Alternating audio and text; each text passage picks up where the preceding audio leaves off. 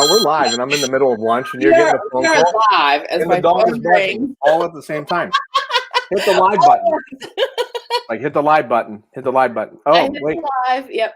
We're Phone's live. doing My right. phone rings. You're eating, and I got an error from LinkedIn. So I don't know if we're actually live on LinkedIn right now or No, not. we are. Are we? A sales must or spammy sales. Ooh. Awesome. Awesome. A little bit of quick banter. I'm back. I took a week off, kind of early in the year. Yeah. Dana gave me a week off. By the way, I think it's important to note as we get started. I think I got an email or a DM. Were you on it? No.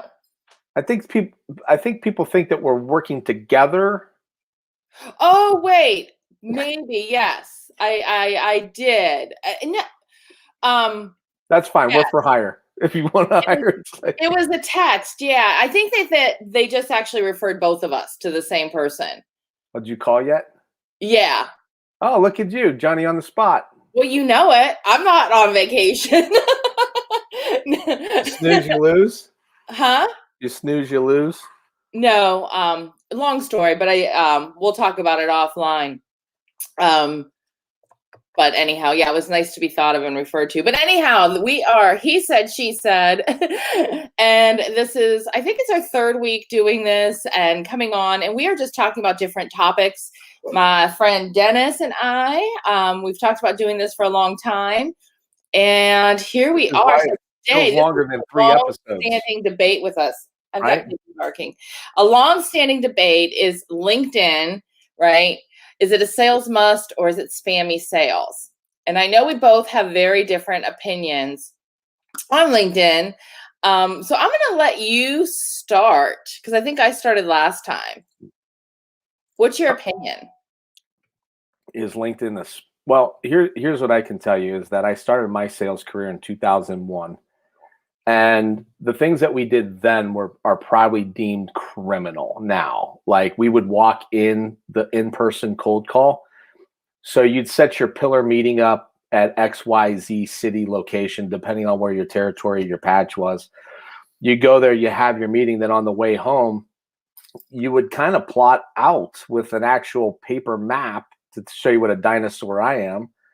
Of where you were going to like maybe stop off and try and catch somebody that was in your target list, right? Mm-hmm. And the pop-in non-pandemic years is kind of really frowned upon, right? So like, and you got to have credentials, and it was in healthcare, so you got to have credentials, and it's all this stuff.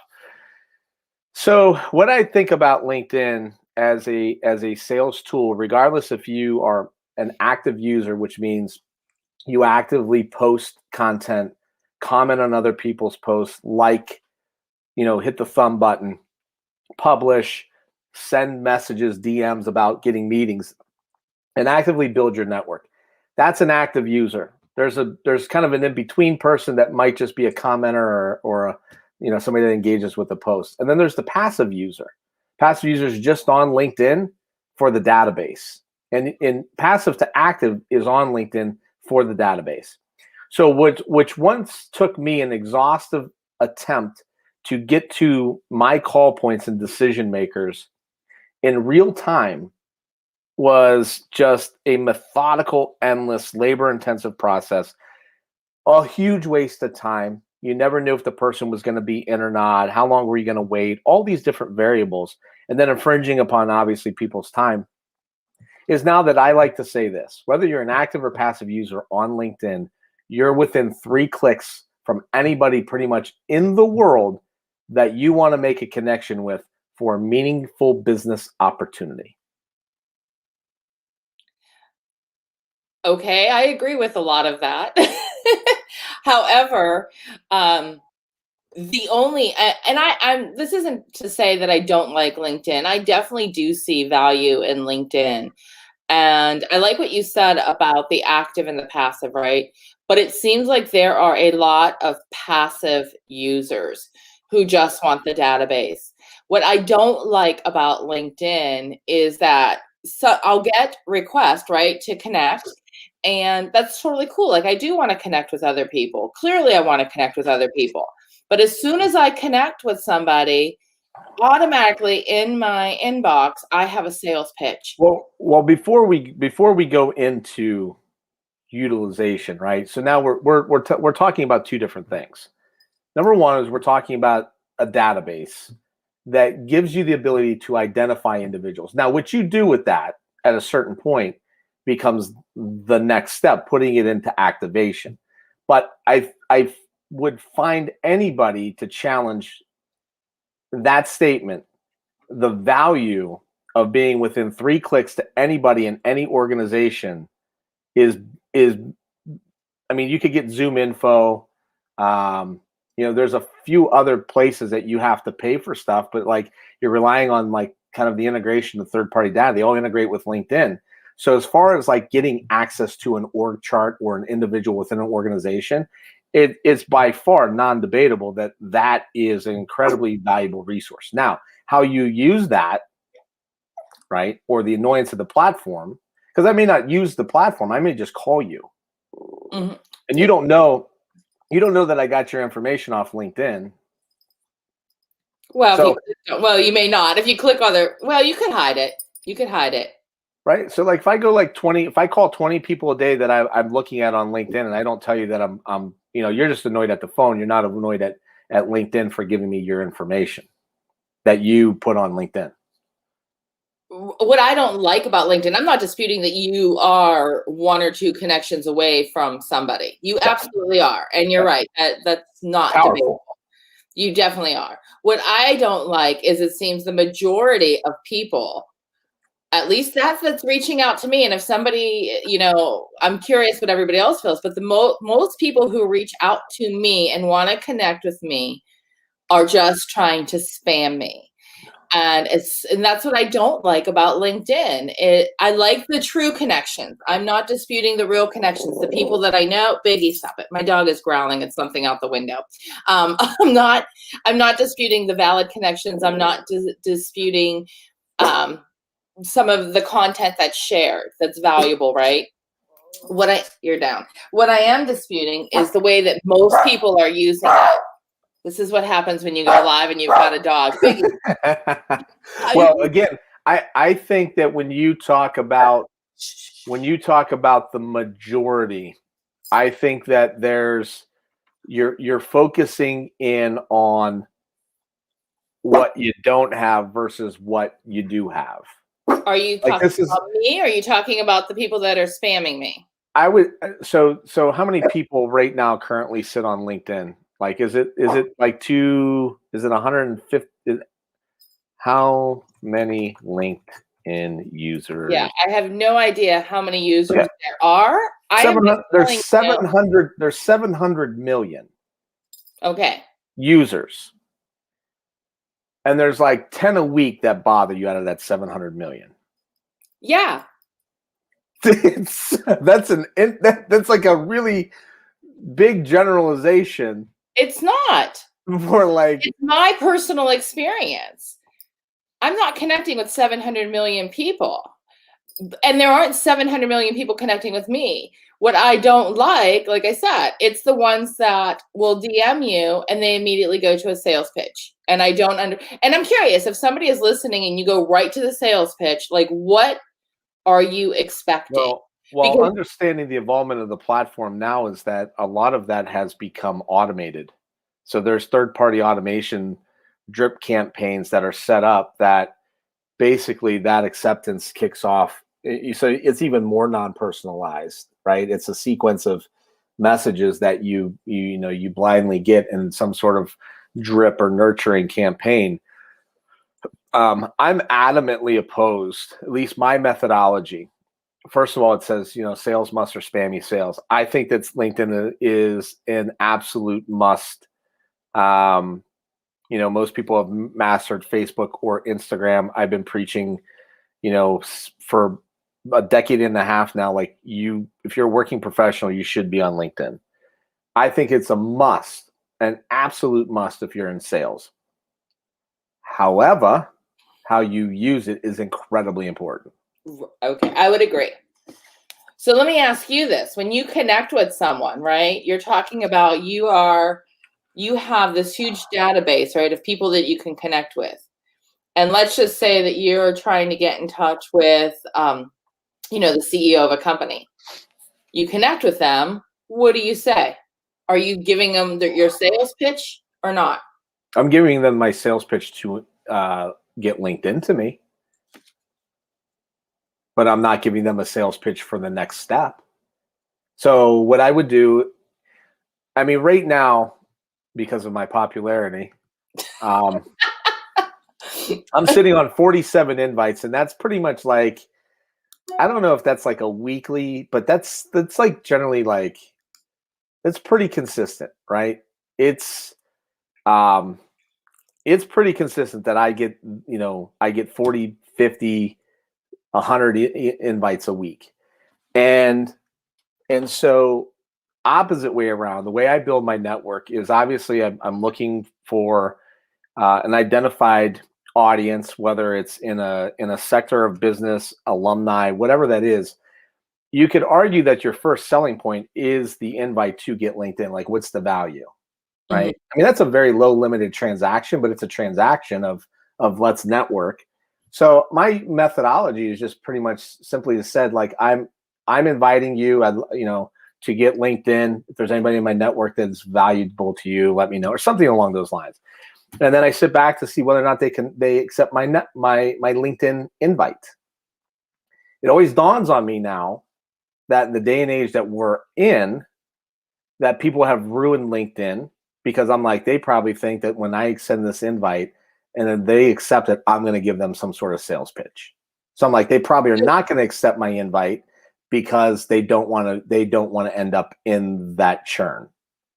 So you do agree with me. You don't like I the know. I think I said initial that. spammy. Yeah, I think it's a must, but I think that the way that people utilize it is that, um, again, it's like kind of the dating versus one night stand mentality, is that they're Yeah. going for the close on the first date when they're not even asking you out for coffee, and maybe a second date. And so I recognize, I mean, I think we all recognize how annoying that is. So I've had the methodology for a very long time now, uh, that I wait 3 to 6 months.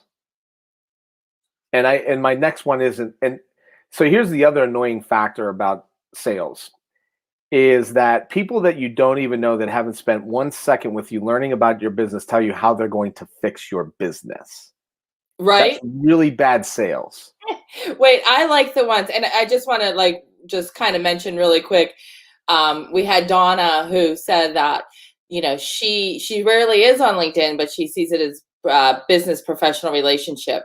I like with what Youngstown Business Incubator says. I agree with them completely. I understand they're saying we preach it as a sales must, but we also encourage our entrepreneurs to use it appropriately. Absolutely agree with that. What I like, though, Dennis, and I know you Wait and a I, minute. Oh, we rarely encourage. Gotcha. We rarely encourage. Yeah. and that's the key. I really think that is the key. If you are on LinkedIn, that you have to use it appropriately and not just go right to the sales pitch. I've had people reach out to me, connect with me, I accepted. Then my inbox, they want to talk to me about, they can help me with digital marketing or social media. And it always makes me laugh because they clearly did not read my profile. And Dennis, I know you've had the same thing happen to you, where it's like, are you even taking a minute to see what I do or what I'm about? Or are you just jumping into the sales pitch? And a lot of times people are just jumping into the sales pitch.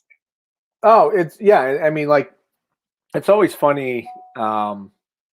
Like actually, I could go webinars and I could go conference. Like, I mean, it's very out there, like what I post, right? So like, if you took 2 seconds to just digest anything about me, you would know when these events are. But I continually get solicited on the days of my biggest events. And I'm like, you knucklehead, like, you didn't even take 2 seconds. Like, if you even said, like, I know that you're busy with your webinar, I hope it goes well, let's talk sometime next week, I would appreciate that one. But like, they don't even, like, so that they're not looking at your profile. So I think that's an important item for people, is that when you are obviously building your LinkedIn network, whether for, and that's fine. We could say it's for selfish reasons. You want to add somebody to your network because it's somebody you want to connect with, long term. How do you bring value to that person though? And I think so much of sales, regardless of LinkedIn, is so much of a one-sided deal that unfortunately salespeople, I say this would sell you shit that you don't need, but they have to do it because they have to hit a quota, and they have to, right? It's corporate sales, or maybe it's commission only. So they're not putting the best interest of the client before the best interest of their own selfish needs. Hey, I want to sell you a billboard. Why? Because we get a lot of views. Yeah, great. So how does that help my business? I know it helps you, the billboard salesperson, but how's it really going to truly help me? Right? And they're not willing to forgo that sale of what really truly impacts me and my business. And so I think if you have that behavior on LinkedIn, you probably have that behavior in real life. And then therefore I probably don't want to do business with you, because you're not willing to bring me value if I don't have anything to give you. Well, I agree. I don't think it's kind to generalize like salespeople that they all do that, because aren't we selling our product too? We are. We're salespeople. If you've got a product or a service, you may not want to come off salesy, but you have to sell your product. So, not everybody is self-serving. Yeah, obviously we want to grow our business. Yes, we want to make a sale, right? But I think a lot of times, if you're heart-centered, if you're really doing the right thing, like you're bringing value, you're sharing how your product or service can benefit that company. If you're doing it, in my opinion, if you're doing it right? Because if I really believe in my product and my service, then I'm going to obviously tell you how it can help you personally and not me.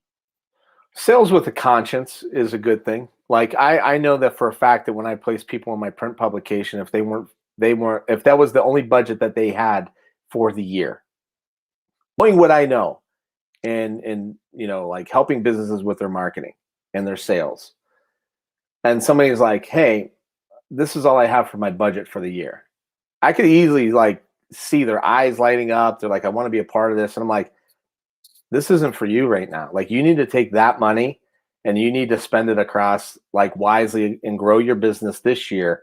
I'll invite you to the networking events to help you grow your business. And then long term, maybe next year you'll be ready. You'll have double the budget, and then I'll take some of that money. Right. But billboard sales guy, I hate saying billboard, but a lot of we both know some billboard salespeople that are really nice. So at least I do. I'll get off the billboard sale.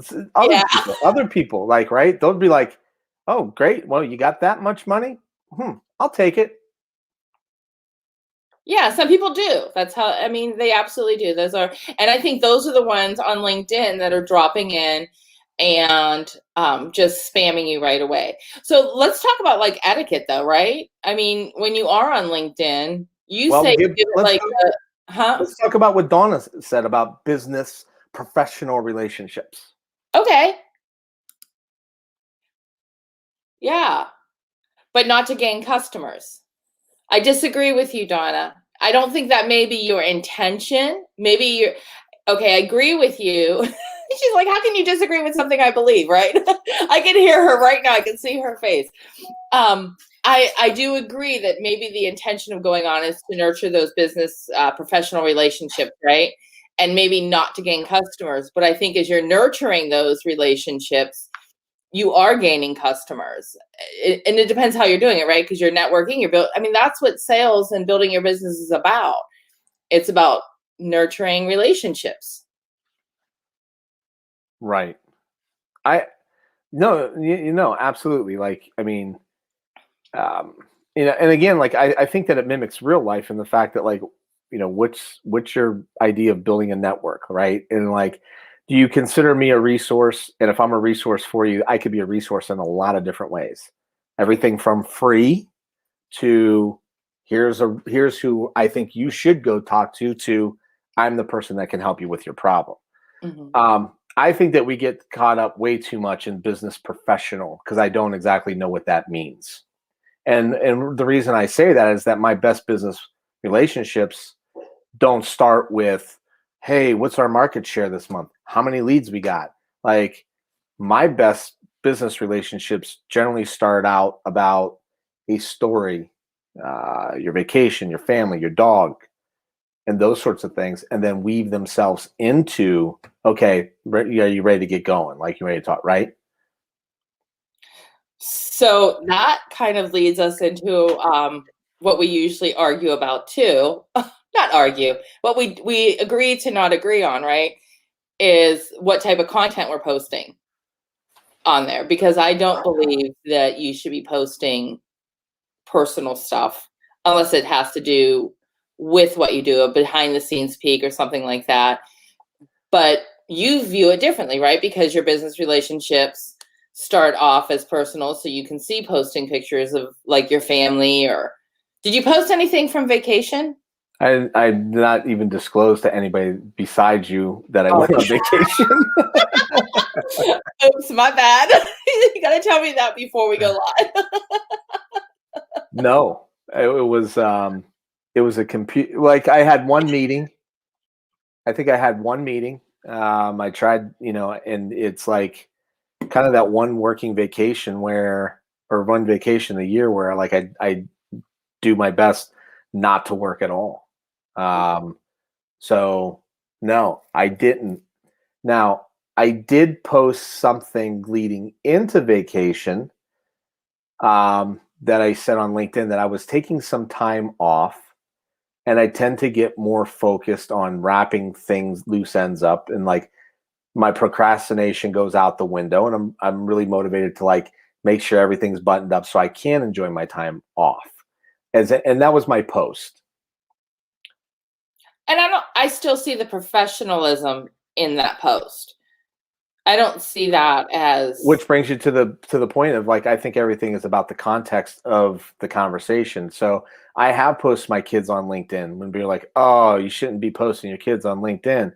But it's like, it's when my kids are like learning work ethic, right? They're cleaning up sticks in the yard, or they're packing swag bags for Duyo, or things like that. And I changed I put in the context of the conversation that the reason why you're seeing this kid, like, this is why, like, I'm teaching a whole nother generation of people to be entrepreneurs. Or I selfie myself at junior achievement with a bunch of kids. And people are like, oh, no, because that's part of what?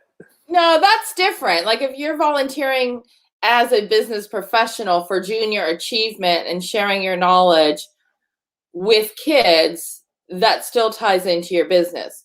When you are posting personal stuff, and I'm not saying you directly, and I just saw something. I wish I could think of what it was that I just saw, but just personal content that has nothing at all to do with your business, but it has something to do with your personal life, then that's where I think Facebook or Instagram or Twitter are a much better platform, not LinkedIn. It's become more socially acceptable during the pandemic that because all meetings were online and kids were being homeschooled, that it's just a fact of the world that interruptions were no longer viewed the way that they were in the past. Well, I agree with that, but that still doesn't change my opinion of what I just said. So I don't know. Like, I see the lines being blurred. I have for a very long time. I think that your personal life is dramatically impacted by your business life, and your business life is dramatically impacted by your personal life. Is there definitely ways that contextually that you need to post it? Yeah. It's like, I'll give you a prime example right now. Obviously, you're probably seeing some political posts on LinkedIn. That's a great point to bring up. Yeah. Okay. Is LinkedIn the place for political posts or not? Because I know what the LinkedIn police tell you. So if I'm a politician or if I work for... Good point. If you're a politician, you should be on LinkedIn connecting with as many constituents as you can in the business community. Yeah. Or if I'm, Let's just talk about the narrative of a political post. Like, you're not a politician. You're like, Oh, I read this today. The Keystone Pipeline shut down. Mm-hmm. If it impacted my business in some direct way, then I feel that that's appropriate if it ties into your business. If I would post something like that, it has nothing at all to do with my business. I might find it really interesting, but it has nothing to do with my business or really my clients. Then no, it doesn't have a place on LinkedIn for I me to think share. I think that it's the lines are very blurred, and I say that because again, I come back to the context of the conversation, and everybody just runs and says, "Hey, this isn't a place for political posts on LinkedIn. This is a business professional, right?" But like, so like I thought about like making this post. Like, obviously, the closing down of the Keystone Pipeline has impacted a ton of people's jobs. Whether you agree or disagree with what they're putting through the pipe is irrelevant to the conversation. There's got to be empathy that's involved because I don't know what I hear 11,000, but who knows what the number is of people's jobs that were impacted by a political decision. Mm-hmm. I know personally back in 2005, I was in medical imaging. That presidential regime signed an act of Congress that basically cut back reimbursement in medical imaging centers by 30%. My phone started ringing the next day because we were backed by venture capital. Hey, are you guys interested in buying us? A political decision impacted my direct household by 30%. So I do think that it's things like this that, like, unless you directly lose your job, like, you can have a really easy opinion of something. But I do think that this is where, like, the political sector obviously impacts the private sector. And they basically said, like, you can't do your job. And that's why I do feel like there's a place for that on LinkedIn in that context. So you said a lot of stuff and I heard it, but I still don't know. Like, so if it's something doesn't impact your business directly, it's a political something that doesn't impact you, do you feel it's okay to share that on LinkedIn or any social media platform? It doesn't necessarily have to be Because LinkedIn. we're of the belief for a very long time that we got to interject ourselves into the conversation and have our point of view. My personal relationship to this story is this, right? My personal relationship is I could somewhat relate because I had to leave the industry that I was in for a decade. Now, that it ended up turning out to be better for me, but I had to leave the industry I was in for a decade because of so I can relate to a certain extent of a person losing their job because of a political decision. Okay, Now, I see. So you're tying it back to you and inspiring others that right. If I have using no it as inspiration or to share your own story. and right, and I don't know that, and then there's probably posts that are out there that maybe you have an opinion on, but just from my style, I like to make sure that I have a point of view, and maybe somewhere along the line it's impacted me personally or professionally. This way, I could speak from that first lens and give it more credibility. Okay. I hear you. I think unless it's something, if you're using it to inspire, to share a piece of your story, or if it impacts your business, I get it. But I think where the lines are blurred is that everybody all of a sudden is an expert in everything that is put out there. And I think social media gives everybody the platform to be the expert. So what happens is that, right? I mean, I for years since I was young, right? You don't talk about politics, religion, or money. That's what I was always told. Why? Because people are very passionate about those three things.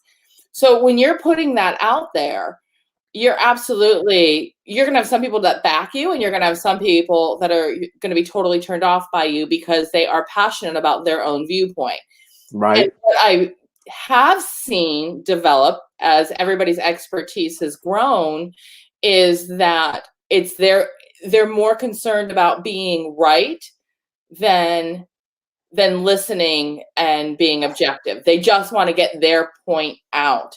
They don't want to listen to other viewpoints or have a pleasant conversation. And I'm not saying that you can't have a pleasant debate, right? We do it all the time. But the stuff that I see that is posted on LinkedIn or Facebook more so, it gets heated. And that's unfortunate. So I think as a business owner, it's best not to do that unless it is something that directly impacts your business, or you can put a positive swing on it like you are, right? But to voice your opinion and say like this is like you agree with that or disagree with that, and have it doesn't have it impact you in any way, I think is wrong. I think that you have to be willing to accept the consequences as a business owner if you're willing to put your opinion out there and you're that passionate about it. If you care about something that much, I and agree. at the end of the day, do I really want? How much do I really need your money? That's the question. As a business owner, if you and I don't have, if you and I adamantly disagree, and you don't want to do business with me because you think X, Y, and Z reason, because I shared something on Facebook, I have to be dealing with the fact of how much do I really need your money? And the fact of the matter is this: if we're that opposite, right, in our values and our morals, and then we end up like, if we can't survive off of a Facebook post, you're probably not going to survive being my client. No, I disagree with you because I surprise, I don't agree with you. Because I don't think I have a lot of friends that share my moral and political beliefs, and I have a lot of friends that that don't, right? That doesn't mean I can't continue to be friends with them. That doesn't mean that I don't think that they are great at what they do, or that we couldn't have a good business relationship, because more times than not, those political beliefs don't cross over into our friendship or our personal business. We don't Okay. really talk about that because it's irrelevant, right? But when you do, if I started posting something one way or the other about one of the political parties and what I believe, and you see me not just posting one thing, right? But you see me commenting, you see me bashing people that differ from my view, and I'm seeing this. I see it. So I'm not like making this up. Like I see people that I know and love and respect taking their viewpoint, whether they agree with me or not, and just letting other people letting them have it, honestly, over and over again. And then it kind of, I lose a little respect, to be honest with you, because we all are different. We all have different viewpoints. And I understand standing up for what you believe in, but you're putting that at risk, right? Okay. So at what point then does that client say, Deanna, draft me up a marketing campaign and go grow my business on XYZ principle that you inherently don't believe in? So, like, for instance, I had somebody about 7 years ago. This I hope, and you know what you do and how you do your business. You know it's kind of like in The Godfather. Like, how you make your money is how you make your money, but you know that drugs is dirty business, right? That's opening scene of Godfather Part 1. You know, and it's like, so I had somebody that was a drunk driving attorney, and like I was going to help them get clients that got DUIs. And I was like, in my head, I was like, yeah, I'm going to get them the guy that basically got pulled over and was just barely over the legal limit. Right. How can you Like, determine that? I mean, no, but here's in my head, I'm justifying this right now. Right. okay. So like, I'm like, oh, okay. And, you know, and hey, look, again, there's no judging here. And like, I'm probably, you know, I know that I've been probably guilty of this. Right. But like, so I'm like, but I'm not going to get the guy that wiped out the family of 4 because they were drunk driving and blew the wrong way on the freeway or something like that. Right. And then, so then I was like, that's, it was heavy. Like I had to deal with that, right? I was like, what am I doing here? I get that. And I think, especially with what we do, it comes down to morals and what's important to you and what's not. So back to where we started this portion of the debate is that if you don't agree with me and, like on some serious ideals, I don't know that we could work together unless how bad do I need your money? No, you're comparing apples and oranges, Dennis. Because now I have to promote something that I don't necessarily know that I could live with. Okay, so I think you're comparing two different things. If you and I we know each other's political beliefs because we've talked about it offline, right? If I didn't know that, I wouldn't know where you stand on a lot of things. I can make assumptions based on things I do know about you, right? But I wouldn't know, and that wouldn't impact our friendship or you and I doing business together. Okay, you're talking about something Now, bringing. what if I took it one? What if I took it one step further? What if I took it one step further and was very open about that on social media?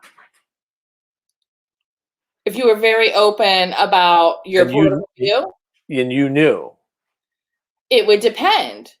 It would honestly depend. If you were very open, it probably would not, because I tuned some of that out. And I know we all have different opinions, but if I saw you openly sharing it in a nasty and negative way and beating up everybody who doesn't agree with you, yes, it would change my opinion of you.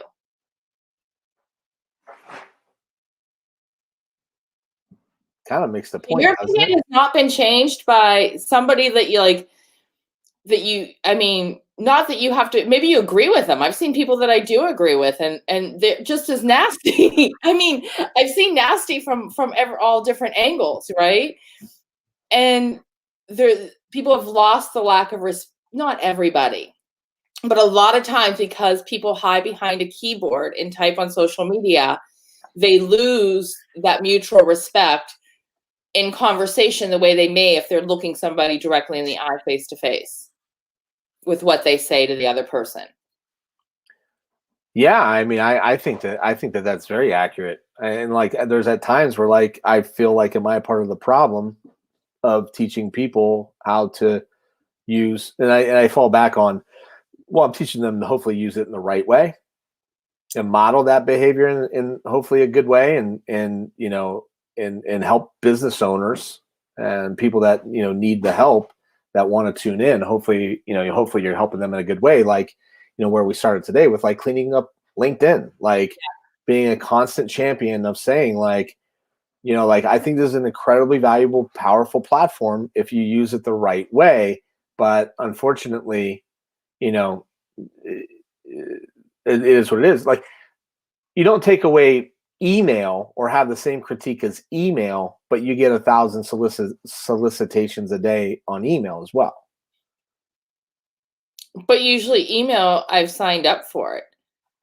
So I've asked to be part of that. And if it is spam and you can tell when the spam comes through, I just throw it in the spam folder. I don't have to continue to be connected with that person. On LinkedIn, if I do connect with someone, maybe I see like they've got mutual friends or they're in the same area as me. If I get hit with that sales pitch, I'm like removing the connection. So people probably think that I'm crazy, right? But okay. So right now I go to Sassy Girl Entrepreneur. Yeah. And your email is deanna@sassygirlmedia.com. Is that what I have up there? Because That's like an open invite. 5 different emails. That's like an open invite, though, for me to like email you and say, like, "Hey, Deanna, I've got this great idea that I'd like to share with you. Would you have some time to get introduced via phone?" Yes. Yeah, but that doesn't happen as often as it does on LinkedIn. When it does, it's totally spam. If I have a legit doesn't happen, then people are really lazy because like what I'll do is I'll DM you on Facebook. I'll look for your email address. Like I'd rather go to your email inbox than your LinkedIn inbox.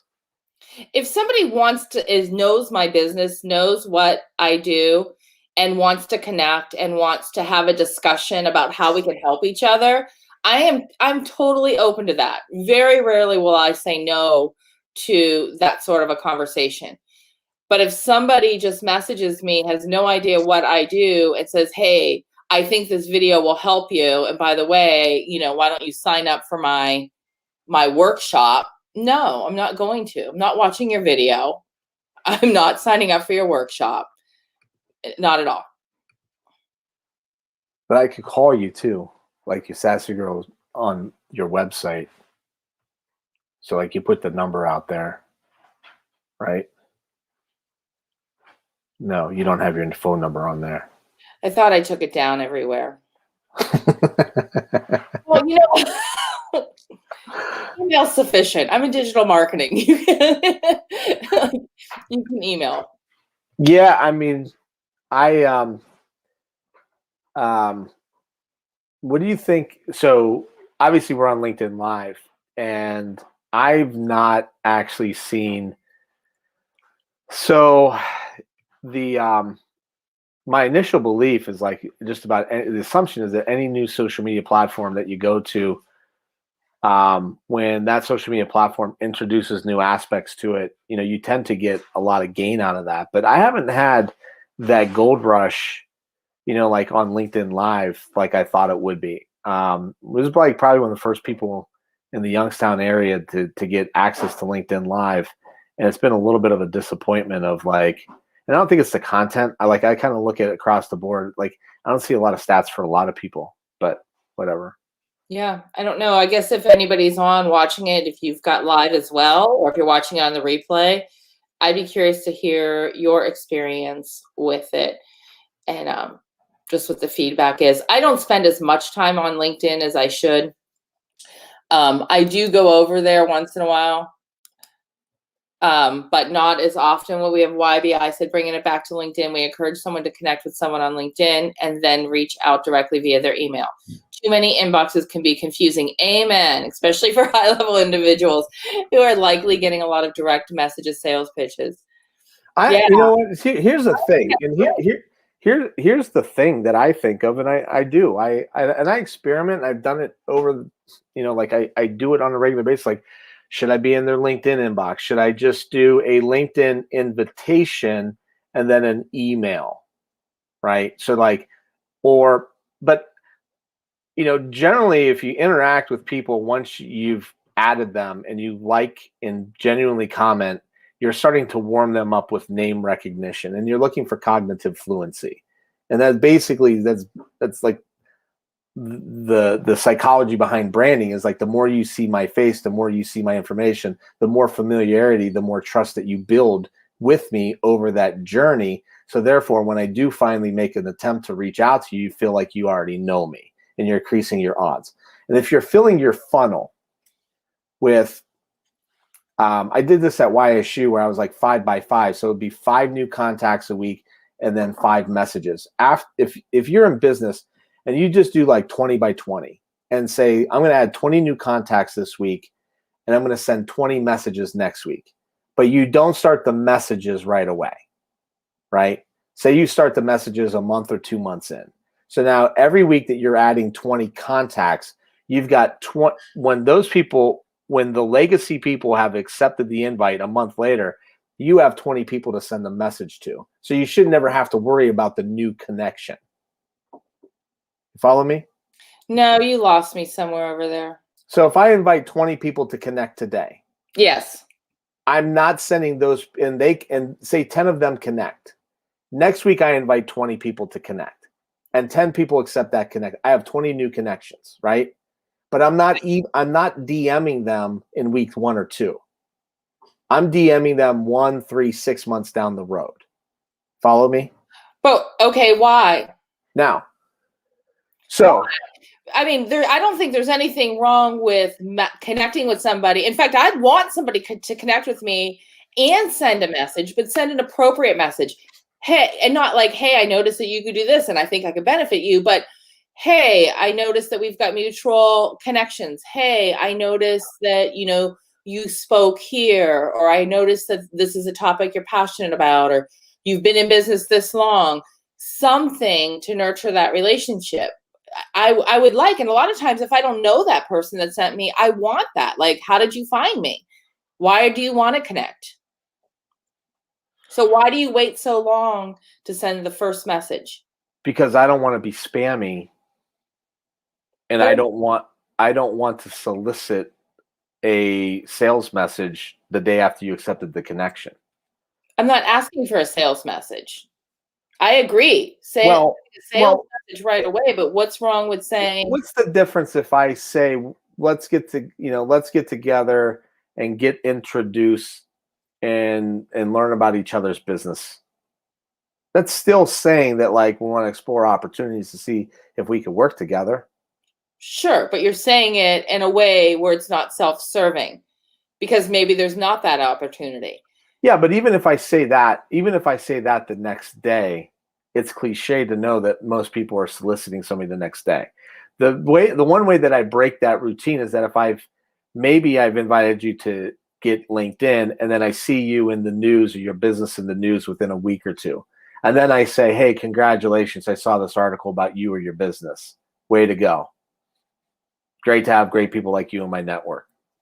Yeah, Cheers. and I agree with Right. that. I agree with that. But if But I get a message from someone or a connection request, I don't know, and I'm curious what other people feel. If I get a connection request from someone who I don't know, but I see there's mutual friends, or maybe there's no mutual friends, I am curious. I would love to get a message from them saying, I noticed this, like, this is why I want to connect with you outside of their sales pitch, right? I don't see anything wrong with that. I like everything that Youngstown Business Incubator has been saying, right? There's an art to the way you connect with someone, is what they said in their earlier message.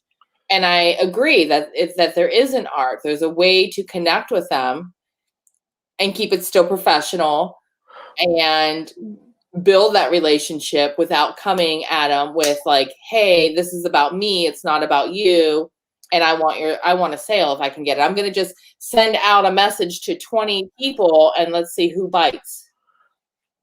yes, no, that's kind of by definition by spammy, but I don't see a difference between just because the context of the conversation changes that you went from, like changing the subtlety of the message even drastically.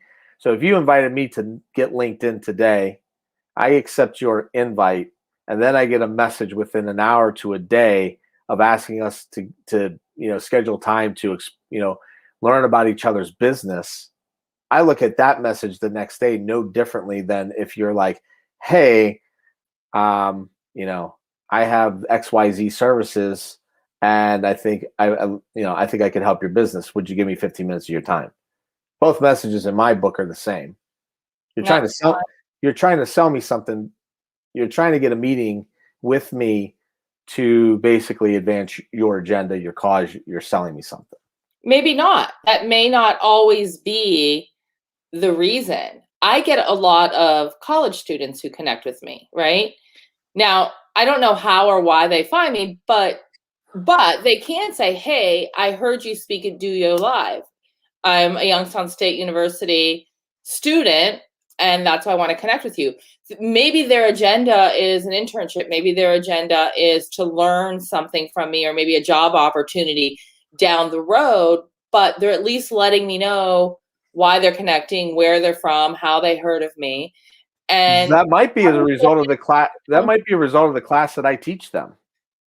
Because it my is. So my they're practicing what you teach. my MO with the class I teach for the past 5 years is to go seek out Youngstown State alum living in the city that you want to work, that are working in marketing, PR, social media communications, and you send them that message that says, "Hi, I see that you're a Youngstown State alum working in XYZ, and I'm a third year, fourth year majoring in this, and I want to know if you would give me any advice to getting employed with or working in marketing, right? I want advice. I want, right?" And that's because if somebody asks you for advice, that's much different than asking you for anything else. Like Well, I want to know your expertise, Deanna. right. You're right. Okay. And I will tell you that the college students who have connected with me, not one has sent me a message saying that. But it would be great if they did. I would love that. And yeah, you're right. If a college student says, "Can you help me? I'm looking for advice." I don't know of any business owner that will not give a college student the time of day to talk to them. You get three answers. You either get you're like that person's a jerk, so who cares that they didn't get back to you because they didn't respond. The second one that you get back is here's some advice. So that's a small win, right? I got some advice. The third one is that like the really smart get it people, they're like, "Oh, you should put in for the internship or job that we have in marketing, PR, communications here at our company." Like that's the big win, right? I launched a product 3 or 4 years ago, and it like I really believe I'm into the solution sell, and meaning that I want to get to know you, your business, your goals and objectives, and then we could take it from there. I don't know if I could help you or not. I just don't know if I could solve your problem until we get to that point. And sometimes that takes an hour, sometimes that takes a day. Like it just depends. What's interesting though is I had a product a few years ago, and the way that I brought that to market was, hey, now I knew that getting together with that person, it was a potential person that would want to do business with me. So I did know that going into that, but I didn't go in it with any assumptions. And so it was, I really want to get your feedback on something that I could use your feedback. I could use your help. I want to know what you think about something I bring in the market. I got something I want to show you. Can we grab coffee? Can we grab lunch? And that worked like 90% of the time. And the close rate was probably like 70% of the time. And I'd be like, here, what do you think about this? And then they'd start asking me a ton of questions. What is this? Blah, blah, blah. What is it? Right? And I'd explain it to them. As opposed to I was like, hey, Deanna, do you want to market yourself in a unique marketing opportunity that blah, blah, right? You like, Right. But I want you to tell me about, like what you think. So like that's almost a better LinkedIn approach. Yeah, I would agree. I mean, the reality is that people like talking about themselves. So anytime you can have them start, or you can start a conversation about them, their business, how they got where they are, more times than not, people enjoy talking about themselves. So that will open the conversation. But coming in and making it about you, or me approaching somebody I connected with and making it about me, is going to be a turnoff. Bring me the value, or bring the customer the value. See, I don't think a lot of people know what that means. I think I think that's another cliche term in 2021 and has been for like 5 to 7 years. Like, bring value, bring value, bring value. What does that mean, right? Like, what does that mean? Bring you value with my. And so, I'm always of the mindset like I'm going to leave you with a lot of free shit that if you don't sign with me and you have the chutzpah and the energy and the bandwidth, like you can go do this. Free webinar. You don't think those free webinars, that all that free stuff you're giving them, is value? It is value. That's what you're doing. You're bringing the value. Like when I started doing Facebook Lives and I'd have business owners on highlighting them, right? That was bringing them value. A ton of value. Like they're getting awareness, they're getting marketing for it. And then I don't know, like my model was like different though, like because at the time it was like, they probably bought a ticket to come to Duyo or to the marketing conference. I don't know if this necessarily signed with me ever. I don't know if anybody that was ever on a live signed with me to become a client. I honestly don't know that if anybody that's ever been on a webinar has signed with me to be a client. I'm talking like a webinar a month. And they've never signed up to you to be a client? Now here's the technicality of me, right? Is that like I have a ticket to a conference or a workshop, low level, and then I've got high levels like, client, monthly client. I'm your director of marketing. Now the conference has, in a lot of cases, those businesses paid to attend. So there's conversion there. And then the rest of it's kind of like, well, we saw you doing this. And then those meetings usually go, like a long time where like I give them a lot of information about their business. Mm-hmm. And they're like, some people have been on like, thanks. So, maybe you're too much because I do have.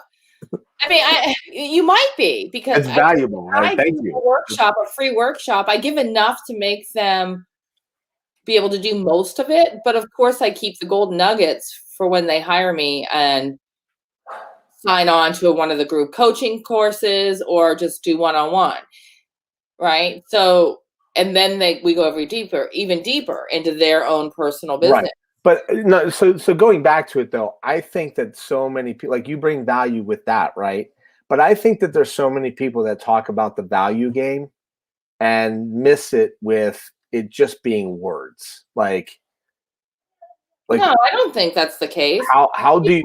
You're going live right now on LinkedIn. This is bringing value to people as far as I know. We're saying LinkedIn sales must or spammy sales, but there's a lot of things that you should be doing that's in this conversation, and there's input from other people and organizations that are helpful as well. So it's not just wordy stuff. I think a lot of people live in the wordy stuff. I think a lot of people live in the wordy, I'm bringing my audience value, right? And I'm like, how? Like with what? Like, what are you actually doing that brings value? And so I see so much drivel out there and so much talk of bringing value without actually bringing value. Like I could tell you last year how many articles that I scanned through that I'm like, okay, well, there's like 2 things that I read that were like, wow, there's some value in that. Mm-hmm. I think there's value. I agree with you. There's value and perceived value. There are businesses out there and there are people out there that don't bring value because the only thing they're doing is asking for the sale and they're not bringing any value to people, right? I agree that there's that group of people, but I also have seen where people are sharing their blog post and maybe whatever they're sharing isn't valuable to you per se, but it's valuable to somebody else who didn't know. So maybe you need to like up who you follow. Or maybe delete some of the people I follow, Deanna.